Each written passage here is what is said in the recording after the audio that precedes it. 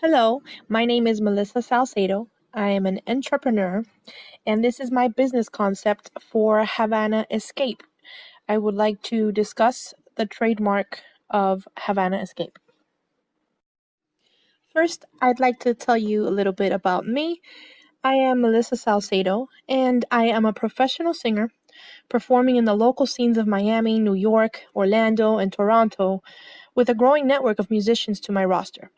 I am born American of Cuban parents who taught me to love everything that is Cuban, especially the food and the music, as well as the flair for living that Cubans have. I want to bring this with me when I moved to Canada in 2018 and put my business idea plans into motion. I plan to open Havana Escape in Toronto at some point within the next 5 years. The concept for the business is this. Transport to 1950s Havana, Cuba, and immerse yourself in Latin jazz music and a cabaret show reminiscent of the great Tropicana. Experience the great escape of your vacation without leaving the comfort of your hometown. Enjoy the rich flavors of Caribbean cuisine and cultural drinks such as the mojito, or have an encounter with famous Cuban celebrities of the 1950s such as Benny Moré and Celia Cruz. The catchphrase I would like to use is bringing Havana to you. However, for the purpose of this presentation, I would like to discuss the trademarking of the business name Havana Escape. I went to the USPTO ID manual site and looked up keywords restaurant and shows, which are both very relevant to the venue that will be represented with the trademark Havana Escape. According to the manual, the descriptions shown on this slide under Class 043 and Class 041 are the various descriptions I would like to use to trademark this name under.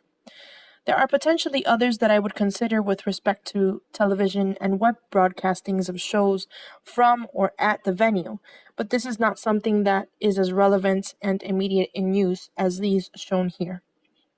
A later application for this purpose may be considered. Havana Escape is committed to giving customers the greatest experience possible. It offers an escape for those that cannot truly get away right in their hometown, at least for a few hours. It is a place for people who are in their 25 to 35 years of age, working 9 to 5 jobs, professionals, college graduates who are drawn to culture and music and may be longing for a trip to Mexico or the Caribbean, but just can't quite make it due to funds or timing or whatnot. This place is that escape in an abbreviated form. It is a place to host company parties and outings, social meetups, and birthdays celebrated with that something extraordinary found only on a trip taken away to another place and another time, even as Havana Escape is not just about Cuban culture. It is about the era of the 1950s and its rampant Latin jazz cabaret that is echoed in Las Vegas showgirls' routines today. The name is representative of that idea, and it is both fanciful and descriptive of what this place will be about. So the mark is neither strong nor weak, it is somewhere in the middle, as it is both. I ran a database search across 4 websites: USPTO, Common Law, and State. As this venue will be set up in Canada, the first 3 searches are just additional research on the trademark in the US.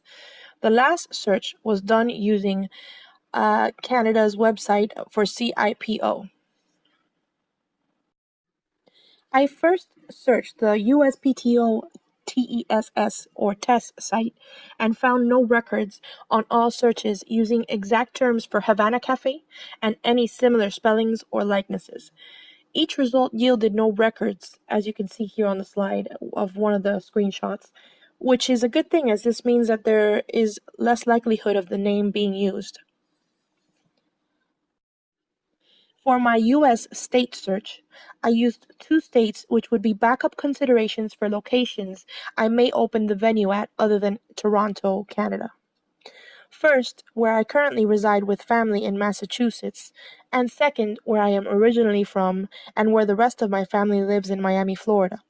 Both searches yielded no results even when using likenesses and different spellings of Havana Escape. There were quite a few businesses and or trademarks beginning with Havana in Florida, but none with the complete terms Havana Escape or any likeness thereof. For my common law search on Google, I ran a search first using Havana Escape as well as Havana Escape Restaurant. Both yielded results that were unrelated to the name. Havana Escape appeared by forms used to describe leaving Cuba or going to Cuba via a trip planning website, as well as referenced in a book and movie titled Escape from Havana, released in 1989. When I added restaurant to my search terms, the search yielded restaurants located in Havana, Cuba, or elsewhere, but under different names entirely. For each search, I followed through 10 pages of results to verify. It would appear by all intents and purposes the name is not in the use and free to register. For my last query, I checked on the Canadian Intellectual Property Office, or CIPO, website to search for Havana Escape and any similar likenesses, as I did with TESS and the other searches, but again found no registered documentation. This provides good indication that the trademark is available to register and not in use by another party. When it comes to venues, there are always going to be similarities, such as live music, vibrant energy, dancing, and a bar. Our venue stands out with our cultured theme of a 1950s Havana, Cuba, and could be compared to the likes of Mai Tai in Fort Lauderdale, as well as the Bongos Cuban cafe chains and Havana, Cuba's famous Tropicana. We offer the 2 shows a night, celebrity appearances, authentic cuisines, and a step into the past to visit the culturally dynamic era of the 1950s. Our customers know what to expect when they come into Havana Escape, but each time is a new experience. Making the name brand known in this market is key, and presenting the trademark name Havana Escape as many places as possible is also key to the marketing plan's success. These are 5 of the ways I can show you the name will be used continuously to prove the validity of use of the trademark to the state. Number 1, it can be used as the restaurant venue's name displayed on the building. Number 2, it will be used on merchandise sold at the restaurant venue's location gift shop and bar, such as drink glasses, souvenirs, and apparel. Number 3, it will be used on monogrammed napkins throughout the restaurant venue.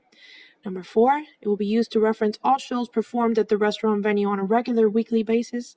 And number 5, it will be used on all printed and digital materials for the restaurant venue, such as menus, event flyers, and all promotional materials.